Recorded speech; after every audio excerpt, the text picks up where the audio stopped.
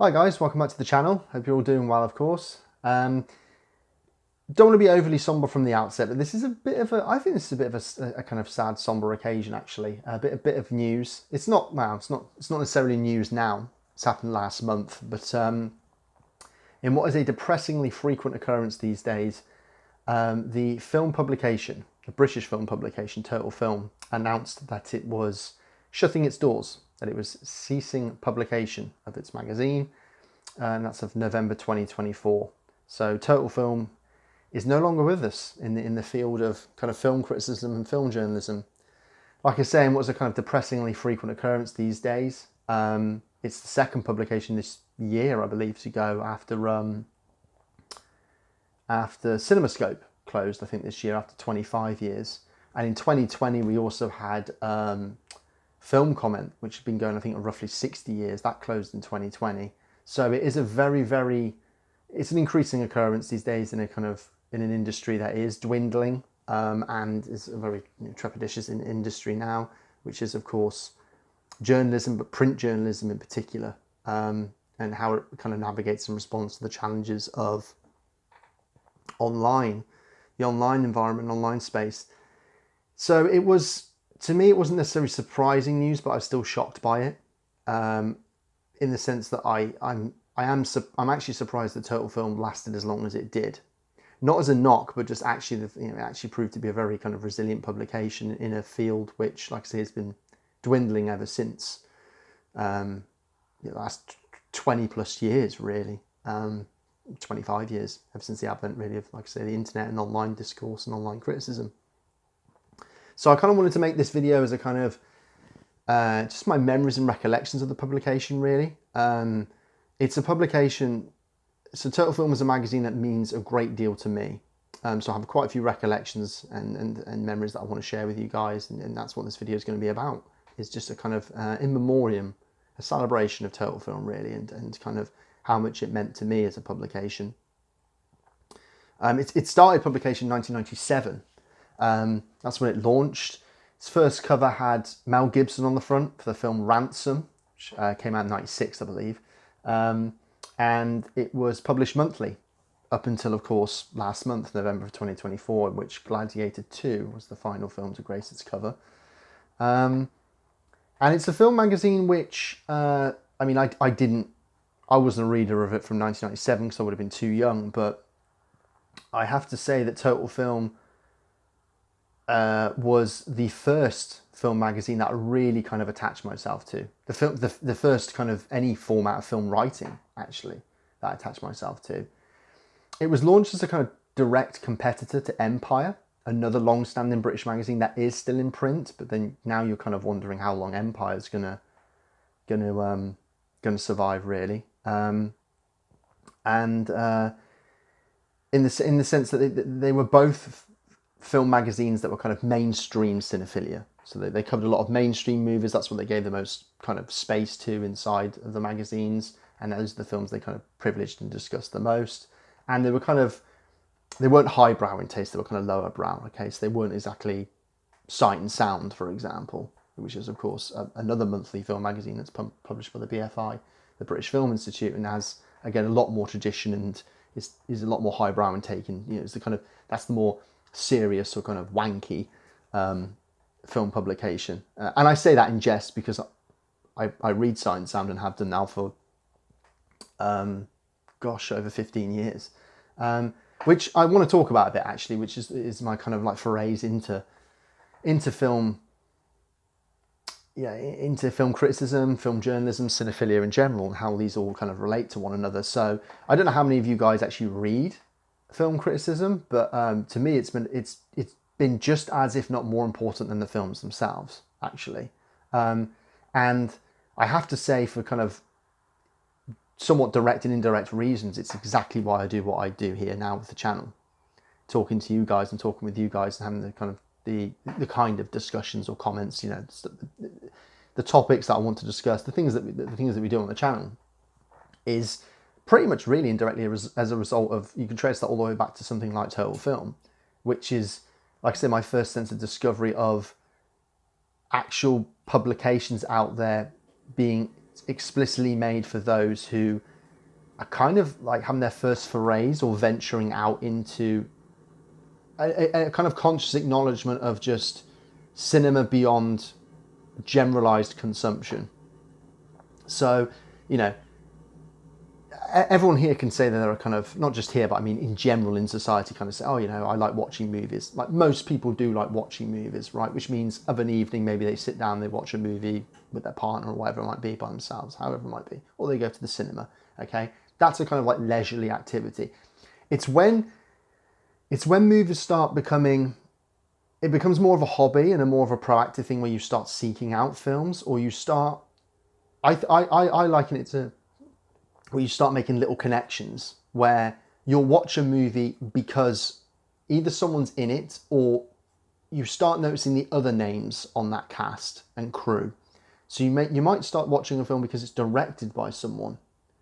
You start noticing what directors are and what they do, and you start noticing the commonalities there. It might be producers or composers, or editors, cinematographers.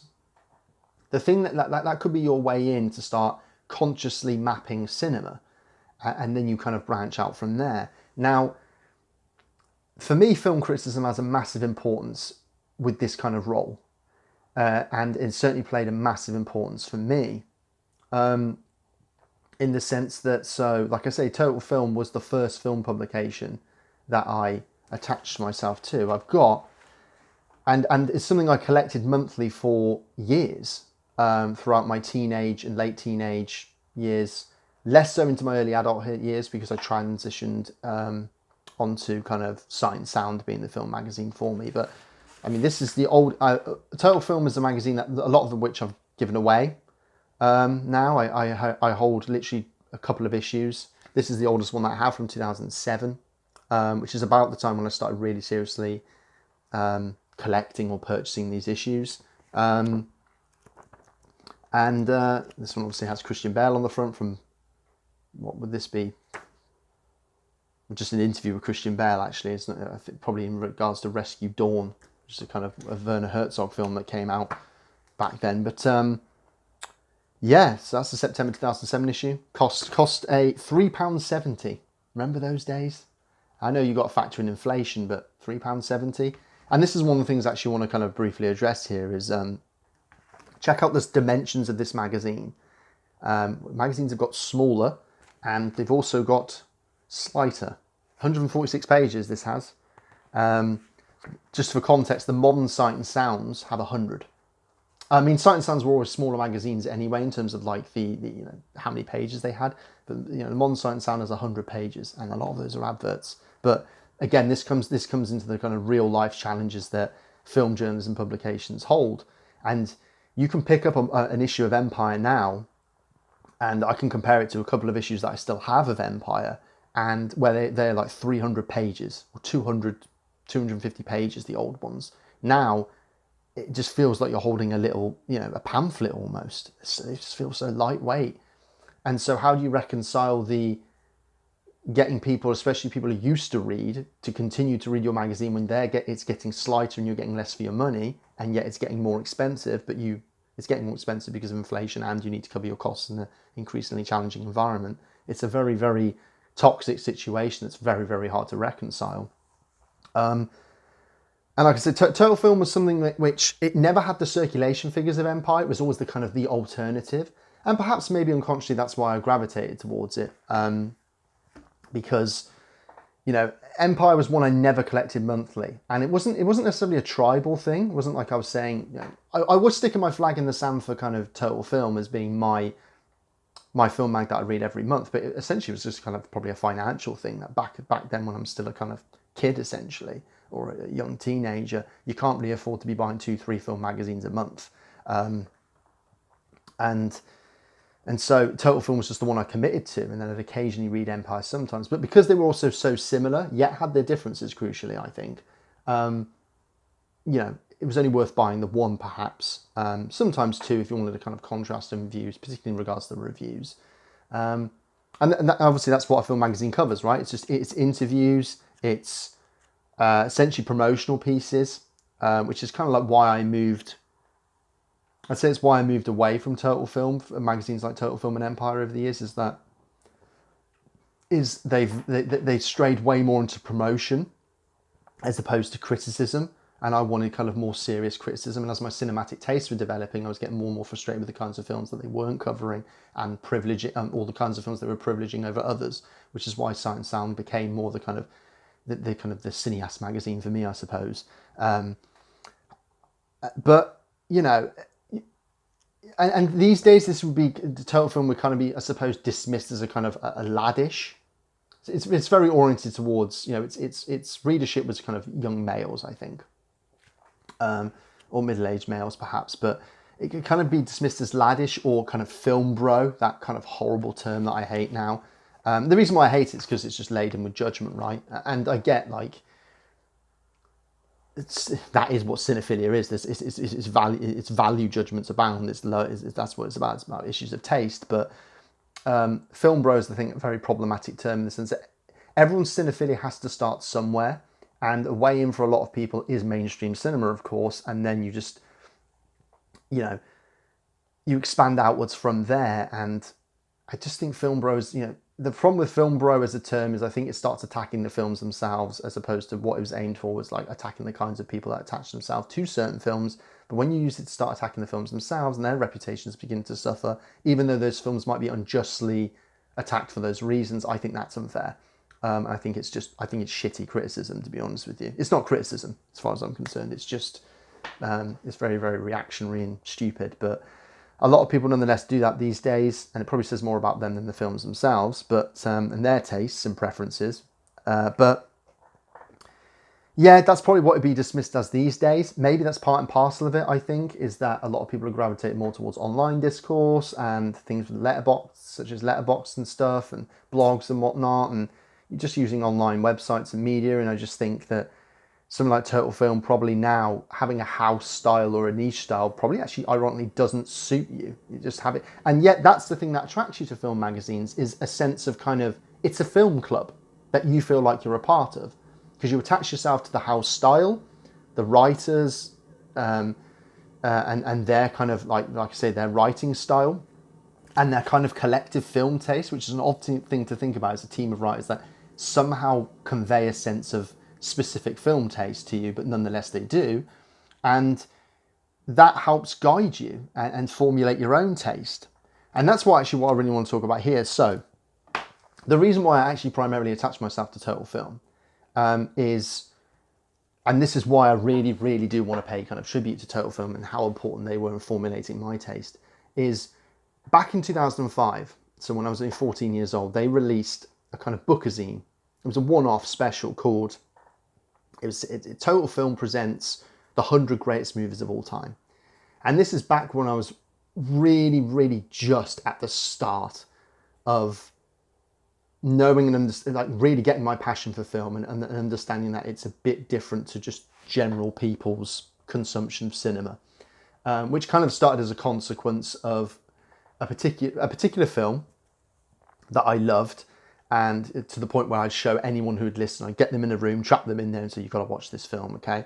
And I bought this bookazine to see not if it would appear in there, but where it would appear. I was so confident as this film being so great. And so I bought this, and I've got to be careful with this now because this is very old and quite tatty now. This is it, 100 Greatest Movies of All Time, which was published in 2005, I believe. I did say 2005. £10. It was exclusive to W.H. Smith, which for those of you that don't know is a retailer that kind of sells, well, physical media. It used to anyway. Stationery, magazines it specialises in. Obviously, like increasingly less so now. In fact, I went in recently, to W.H. Smith, and it literally, in the space of like a month, I feel like its magazine size department it decreased by about 50-60%. It's pretty scary, actually. Pretty sad to see how it's slimmed down so much, but aggressively so recently. COVID hasn't helped at all, the COVID fallout and whatnot, but yeah, purchased this for £10. It was exclusive to there, and ran for a few months, I think. So I got hold of it. So it's a kind of limited edition thing, really. And I was looking for the film that I adored so much, and couldn't believe it when it wasn't in there. I was like, there's 100 films better than this film that I love so much. I haven't said what it is, and that's deliberate. Not because it's embarrassing, although it probably is a bit embarrassing now, the film that I celebrated so much, because I still love the film, but just for different reasons these days. But it wasn't in there. And there were similar films to it in here, and I was like, that's not better than this. Why? I was outraged. Nonetheless, this piqued my curiosity. I remember going in and buying this, not looking through it at all, because I wanted the surprise of what 100 films were featured in this.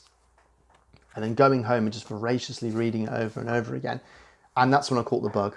That's when I realised, here was the first time I actually read something where I read people talking about and discussing films in a kind of passionate way, informed way, and it was just so enthusiastic. It was, and in a way that like discussed films.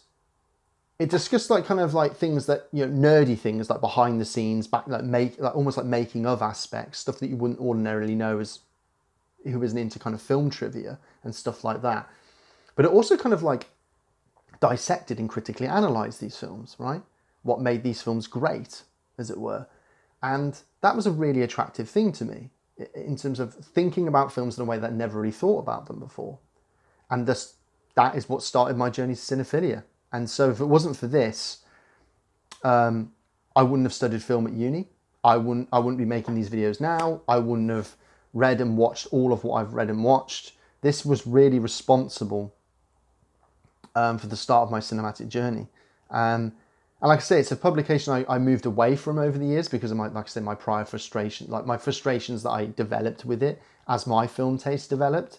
But I will never forget the fact that this is a kind of, for me, a cinematic primer. This, and I will say now, it's still utterly, absolutely formulative as to my critical tastes. A lot of the movies that are in here, I love, because it was when I first either heard about them, read about them, learned about them, and learned how to appreciate them, that in some ways I haven't really strayed from.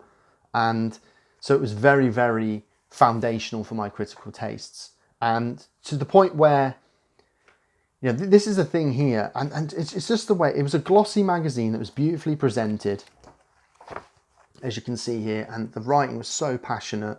And there's The Searchers by John Ford's The Searchers. I mean, you've got Reservoir Dogs by Tarantino, as you say, like the kinds of movies that you can appear in here, you can kind of dismiss as film broy, but not just right. This is the thing though. This is the thing I want to really, really stress about. This is, it wasn't just that kind of magazine. It really was a kind of window into cinephilia, because the kinds of movies that appeared in here were quite shocking, and still are now to me, actually, because this is the thing that taught me that, and not just taught me, like implicitly gave me the confidence and also the kind of assertiveness and the understanding that it's okay to like films that are both high and lowbrow, right? That's really important. I think too many people get stuck in like they either like just mainstream cinema or they either just like art house cinema. You can like both, and for very valid reasons. Okay, it's a false dichotomy. Okay, that's the thing. It's a false binary. You can like both. Art can be entertainment. Entertainment can be art. Okay, so it's a false dichotomy. And this was the first thing that taught me this, because this was a list that, for example, you look at entry number 100. Okay, which I'll show you now. And it's something like Goldfinger, a film which I already knew and loved. Okay, I love the pictures in this as well. I just, but a film that I already knew and loved. And so when I read the criticism of it as to why it was great, it gave me new, fresh perspectives and understanding as to why I liked that movie, or reasons that I hadn't even considered before. Because when you're like 14, 15 years old, you can't really necessarily express in a kind of productive way or a kind of a fruitful way as to why you like a movie. You just like it. And this was the first time that I had pre-existing movies that I already knew and loved, that someone else ratified my taste and explained why I liked them in many ways. Or maybe perhaps, like I say, gave me an alternative perspective and made me consider it in a different... I hadn't thought about that before in regards to that movie. That's really interesting, and gave me a new appreciation for them. And for me, that's foundational for the best criticism. So this was a magazine that's had, like I say, 100 greatest movies, and it'd have something like Goldfinger, which is easy to scoff at, right, in being 100 greatest movies this. So I think that's kind of a bold choice in itself, Goldfinger. And then you flick through a couple of positions, right? Maybe like 10 positions later or something like that. And you get something like Krzysztof Kieślowski's Decalogue, right? Which now it's a bit more well known as a kind of art house kind of classic. But back in 2005, Decalogue by Krzysztof Kieślowski in here. What a strange and bold and interesting choice that is. So idiosyncratic. And that's what I loved about Total Film, is it kind of, for me, bridged the gap between Empire and Sight and Sound. It really did bridge that gap. And you have other films in here as well that are just wonderfully idiosyncratic choices. Day for Night by Truffaut. Sunrise by Murnau's in here. These are films that I never heard of before. And I would never have found or heard of them for years if it wasn't for this particular bookazine, right? Another really interesting example is something like... if I can find it, something like this movie here. And this is an American movie, Hoop Dreams, right? First time I ever heard of Hoop Dreams, which is a fantastic sports documentary, right? Basketball documentary, was in this magazine. It says direct. I loved the strap lines as well. They got me so intrigued. And this is the thing, when you read this, it built up a picture in your mind of what the movie was like. So it was very evocative writing. That made you want to seek out these movies. Okay, director spends years following NBA wannabes and invents the crossover doc, and it has like kind of key information in the blue boxes as to like runtime, director, critics' view, so what the critics thought at the time, and then best watch when, which is like a kind of fun little thing that they do aside. But and Total Film always had their predicted interest curve at the bottom, which kind of tells you like what it predicts what your interest will be as the movie goes along. Let's see, L'Atalante by Vigo. I mean, it's just like, you know, it just and sticking with Hoop Dreams as an example, actually. And this is me. It was a list that could have something like Goldfinger, and then at number 7, it'd have this movie, Tokyo Story by Yasujiro Ozu. A movie which one I actually watched directly as a result of this, by the way, that I sought out and for a few years and managed to finally get a hold of a copy of this film, Tokyo Story. I think it's one of the greatest movies ever made, which is kind of cliche to sound now, as Tokyo Story kind of almost tops the greatest films of all time polls. But seeing this here in a mainstream movie magazine back in 2005 was revelatory. Just being made aware of a black and white Japanese film from the 50s that seemed to have things that sounded so relatable to me, but also to everyone, universal themes, is just quite staggering, actually. We take it for granted now, but particularly in the age of online criticism, but it was quite staggering to me to have this presented to me as a thing. And so, you know, I'd hunt down these movies, Tokyo Story, Hoop Dreams. These are films, by the way, again, take this for granted, they weren't readily available in the UK. You had to essentially buy get a DVD player, make it multi-region, and then import these films so you could watch them. That's what we had to do. Because this is really before the age... It wasn't before the age of things like torrenting, but like... Again, download speeds, things like that. I mean, yeah, and the legality of such things. But actually getting hold of decent physical copies of these films were difficult, you know. And that made them more kind of like... You appreciate them more because they were cinematic treasures, as it were. And then just rereading these pieces upon viewing them was quite magical in and of itself, you know. And just look at the juxtaposition. This is what I love, is the fabulous juxtapositions. You have Tokyo Story at 7, and you have Empire Strikes Back at 8. It's just what a wonderfully idiosyncratic juxtaposition that is. And you know, I still sometimes get this out and reread it. You know, I just think it's a fabulous thing. And like I say, it's largely responsible for again, teaching me that you can kind of love your lowbrow films, your highbrow films, and so that's kind of the major takeaway for me from this, and how I developed and like I say, it introduced me to so many films that I don't think I would have ordinarily come across or even heard of for a few years afterwards. I remember naming Tokyo Story as one of my favourite films at uni, and fellow film students, hadn't even heard of the film. And this was years after I'd seen it. So I first heard of it when I was 14, courtesy of this magazine. And so it's quite remarkable, really. The last issue I have of Total Film is from 2012, with Looper on the cover, with Bruce Willis. That's the last one I own.